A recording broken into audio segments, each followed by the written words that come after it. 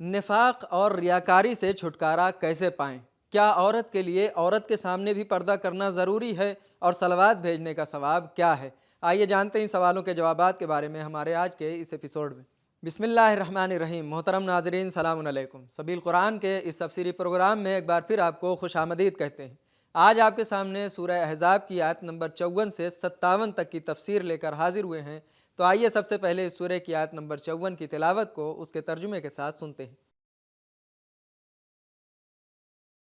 كتاب أنزلناه إليك مبارك ليدبروا آياته وليتذكر أولو الألباب بسم الله الرحمن الرحيم إن تبدوا شيئا أو تخفوه فإن الله كان بكل شيء عليما۔ چاہے کسی چیز کو ظاہر کرو یا اسے چھپاؤ، خدا تو بہرحال ہر چیز سے یقینی خوب آگاہ ہے۔ اب آئیے آیت میں موجودہ پیغامات کو بھی غور سے سنتے ہیں۔ كتاب أنزلناه إليك مبارك ليدبروا آياته نمبر 1، اللہ تعالیٰ صرف ہمارے اعمال ہی نہیں بلکہ ہر چیز سے واقف ہے۔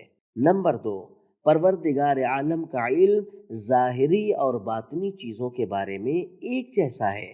نمبر 3، اگر ہم جان لیں کہ ہر چیز اللہ کے لیے واضح اور روشن ہے تو ریاکاری اور نفاق کیوں ہو؟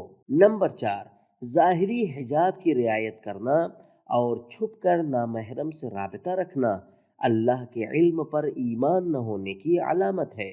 اب آئیے سورہ احزاب کی آیت نمبر 55 کی تلاوت کو اس کے ترجمے کے ساتھ غور سے سنتے ہیں۔ لا جناح عليهن في آبائهن ولا أبنائهن ولا إخوانهن ولا أبناء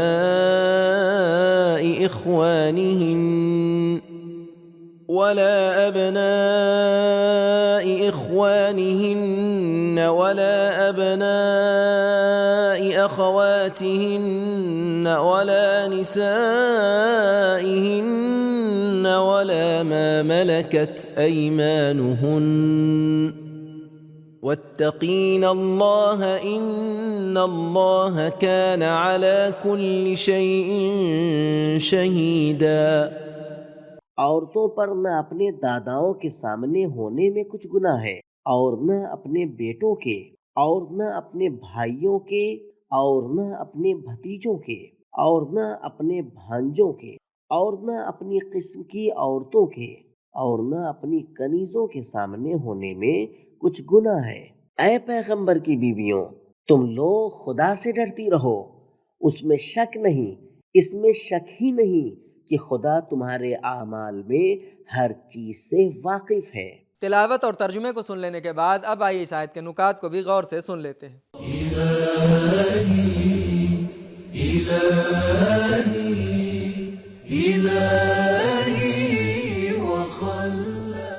محرمیت دو طرح کی ہوتی ہے، سببی اور نسبی۔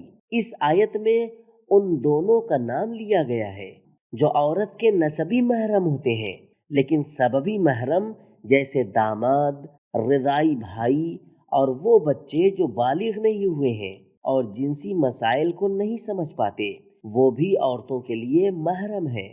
مراجع کرام کی توضیح المسائل میں حجاب اور محرم و نامحرم کے مسائل میں دیکھیں۔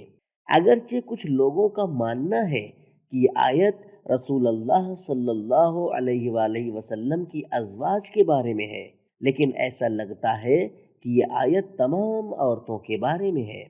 نکات کو سن لینے کے بعد اب آئیے آیت میں موجودہ پیغامات کو بھی غور سے سنتے ہیں۔ كتاب أنزلناه إليك مبارك ليدبروا آياته وليتذكروا۔ نمبر 1، اسلام میں سختی اور حرج نہیں پایا جاتا، لہذا وہ رشتہ دار جن کا گھر میں ہمیشہ آنا جانا لگا رہتا ہے انہیں ایک دوسرے کا محرم قرار دیا گیا ہے۔ نمبر 2، مسلمان عورتوں کا ایک دوسرے سے پردہ کرنا ضروری نہیں ہے، لیکن غیر مسلمان عورتوں کے سامنے پردہ کرنا ضروری ہے۔ نمبر 3، محرم ہونے کا مطلب لاپرواہ اور بے تقوی ہونا نہیں ہے۔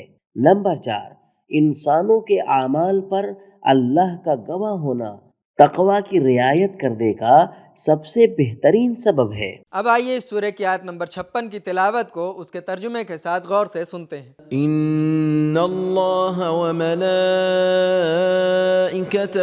یصلون علی النبی یا ایہا الذین آمنوا صلوا علیہ وسلموا تسلیما۔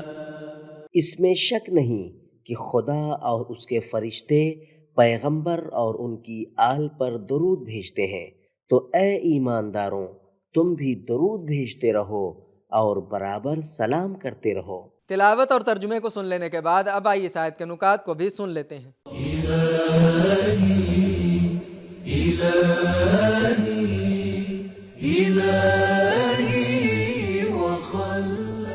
اہل سنت کی صحاح ستہ میں روایتیں موجود ہیں کہ پیغمبر اسلام صلی اللہ علیہ وآلہ وسلم سے سوال کیا گیا ہم صلوات کیسے بھیجیں؟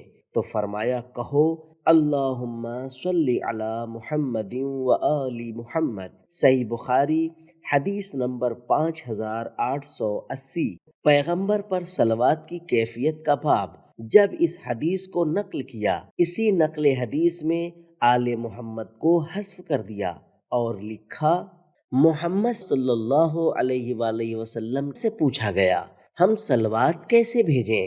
تو فرمایا کہو اللہم صلی علی محمد وعلی آل محمد۔ پیغمبر اسلام صلی اللہ علیہ وآلہ وسلم کے نام کے ساتھ صلوات بھیجنا ضروری ہے۔ رسول اللہ صلی اللہ علیہ وآلہ وسلم نے فرمایا جو شخص اپنی کتاب یا کسی نوشتے کو لکھتے ہوئے میرے نام کے ساتھ صلوات لکھے تو جب تک وہ نوشتہ باقی رہے گا لکھنے والے کو ثواب ملتا رہے گا۔ تفسیر روح البیان۔ حدیث میں ہے اگر کوئی شخص رسول اللہ صلی اللہ علیہ وآلہ وسلم پر ایک صلوات بھیجے تو اللہ اس پر 10 صلوات بھیجتا ہے اور اس کی 10 برائیوں کو چھپاتا ہے۔ تفسیر مجمع البیان۔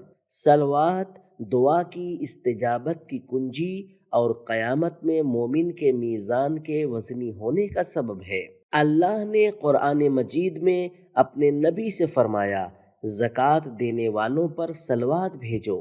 خذ من اموالہم صدقۃ صلی علیہم، سورہ توبہ آیت نمبر 103۔ اس آیت میں لوگوں سے فرمایا کہ پیغمبر پر صلوات بھیجی جائے۔ جی ہاں، اسلام میں پیشوا اور عوام کا رابطہ صلوات اور درود کا ہے، جیسا کہ سورہ انعام کی آیت نمبر 54 میں اللہ اپنے نبی کو حکم دیتا ہے کہ جو لوگ تم سے ملاقات کرنے کو آتے ہیں ان کو سلام کرو۔ اذا جاءک الذین یؤمنون بآیاتنا فقل سلام علیکم۔ امام صادق علیہ السلام نے فرمایا اللہ کی صلوات کا مطلب رحمت، ملائکہ کی صلوات کا مطلب اچھائی سے یاد کرنا اور لوگوں کی صلوات کا مطلب دعا ہے۔ تفسیر نور الثقلین۔ نکات کو سن لینے کے بعد اب آئیے اس آیت کے پیغامات کو بھی غور سے سنتے ہیں۔ كتاب أنزلناه إليك مبارك ليدبروا آياته وليتذكروا۔ نمبر 1، جب دوسروں کو نیک کام کی دعوت دینے کا ارادہ کریں تو پہلے خود اور اپنے متعلقین سے شروع کریں۔ اللہ نے لوگوں کو صلوات کا حکم دینے کے لیے پہلے اپنی اور فرشتوں کی صلوات کا ذکر کیا۔ ان اللہ و ملائکتہ یصلون۔ نمبر 2، اللہ اور فرشتوں کی صلوات ہمیشگی اور دائمی ہے۔ نمبر 3، پیغمبر پر صلوات بھیجنا ایمان کا لازمہ اور مومنوں کا وظیفہ ہے۔ نمبر 4، لفظی صلوات کافی نہیں ہے بلکہ عملی صلوات پر تسلیم ہونا بھی ضروری ہے۔ نمبر 5، الہی حکومت میں پیشوا اور عوام کا رابطہ صلوات اور سلام ہے۔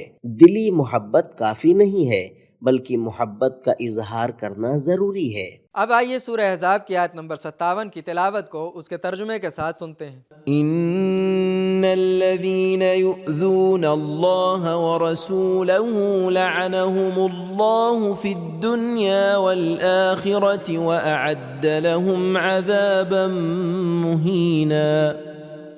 بے شک جو لوگ خدا کو اور اس کے رسول کو اذیت دیتے ہیں ان پر خدا نے دنیا اور آخرت دونوں میں لعنت کی ہے اور ان کے لیے رسوائی کا عذاب تیار کر رکھا ہے۔ تلاوت اور ترجمے کو سن لینے کے بعد اب آئیے اس آیت کے نکات کو بھی غور سے سن لیتے ہیں۔